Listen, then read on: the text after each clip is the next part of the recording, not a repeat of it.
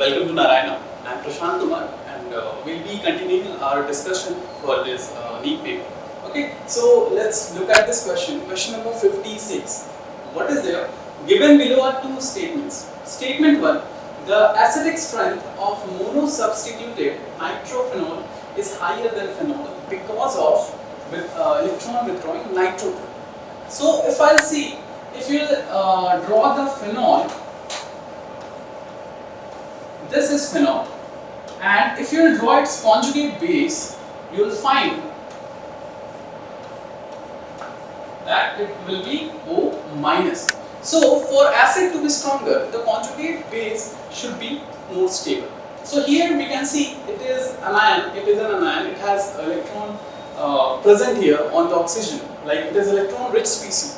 So to reduce the electrons, we need some strong electron withdrawing groups here. So nitro group is perfect for that. Nitro group is electron withdrawing and it will reduce the charge here and will stabilize the conjugate base.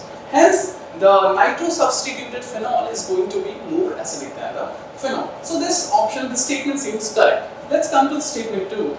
Orthonitrophenol, metanitrophenol and paranitrophenol will have same acidic strength as they have one nitro group attached to the phenolic ring.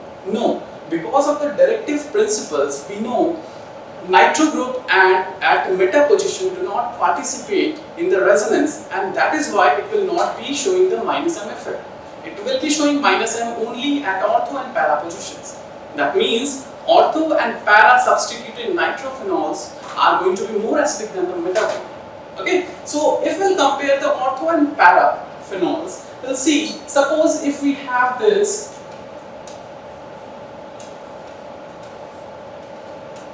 orthophenol and here we have one nitro group.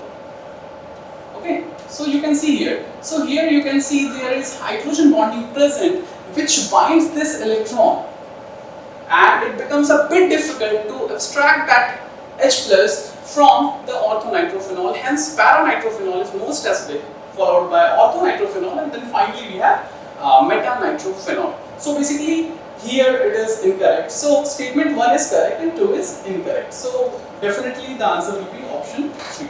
Let's move on to the next question. Question number 57. What mass of 95% pure calcium carbonate will be required to neutralize 50 ml of 0.5 molar HCl solution according to the following reaction? Reaction is calcium carbonate reacting with HCl to give calcium chloride, carbon dioxide and water. So if we'll see here, we are given a sample of calcium carbonate that is only 95% pure, and we are given a solution of HCl.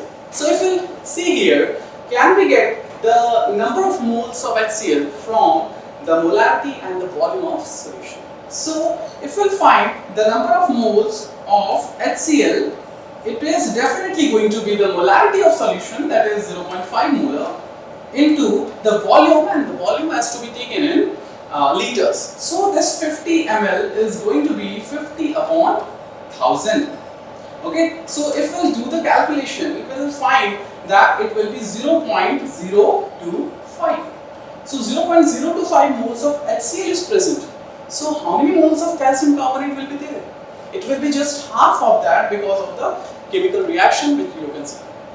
So moles of calcium carbonate will definitely be half of the moles of HCl, that is 0.025 by 2, and that will be 0.0125.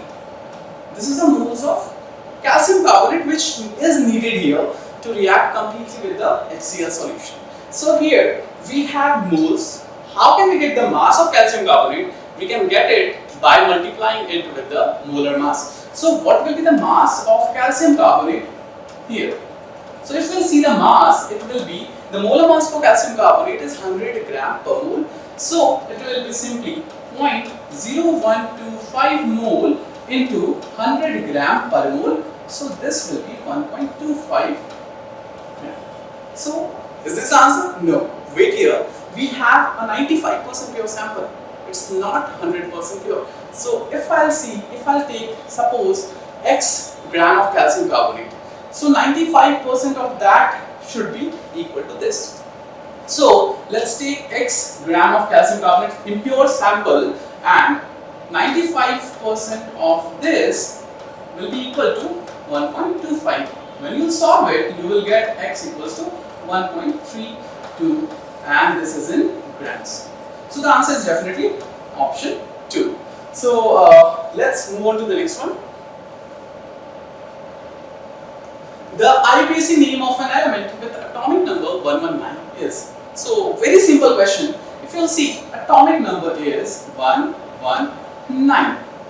So the naming will be like, for one we use the keyword un, okay.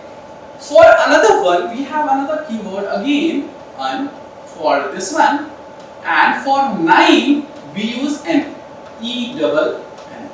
So these are the keywords for the numbers, and we will be using a suffix that is IUM.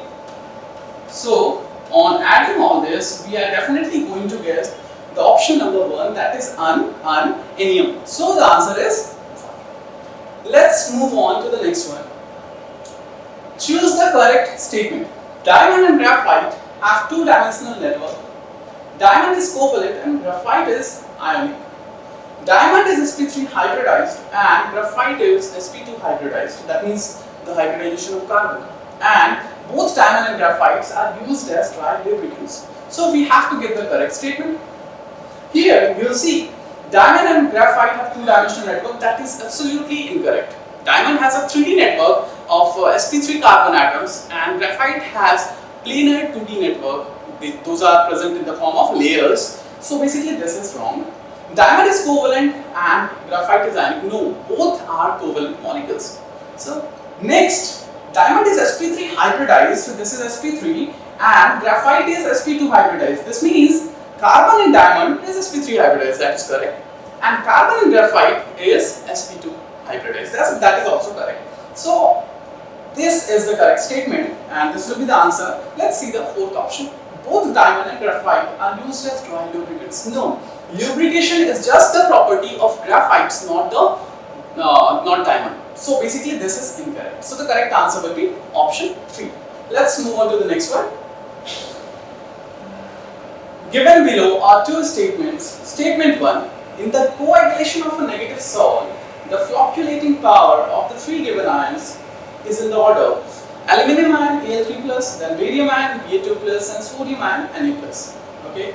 So option statement 2. In the coagulation of a positive salt, the flocculating power of the three given salts is in the order NaCl, Na2SO4, and Na3PO4. So if we talk about the salts, they have some charge, and to coagulate that, we need oppositely charged ions for coagulation. So here we have a negative salt, so definitely we are going to need the positively charged ions. So here we have 3 ions, and according to Hardy-Slur's rule, we will find that flocculating power, that is Fp, is directly proportional to the valency of the ion. So if you see here, the valency of aluminum is 3, barium is 2, and sodium is 1. So this statement 1 is correct. If we go to the statement 2, in the coagulation of a positive salt, so here we have a positive salt. Now to coagulate them, we need negatively charged ions, and for that we are given the salts. So if you see the negative part of these salts, we will find here we have phosphate, that is PO4 3-, here we have sulfate, that is SO4 2-, and here we have chloride. So we can clearly see that the valency of phosphate is more than sulfate and that of chloride. So here phosphate will have the maximum flocculating power, and then sulfate, and then chloride, which is just opposite of the given in statement. So this statement is incorrect. So answer will be statement 1 correct and statement 2 incorrect. So statement 1 correct and statement 2 incorrect, option number 3.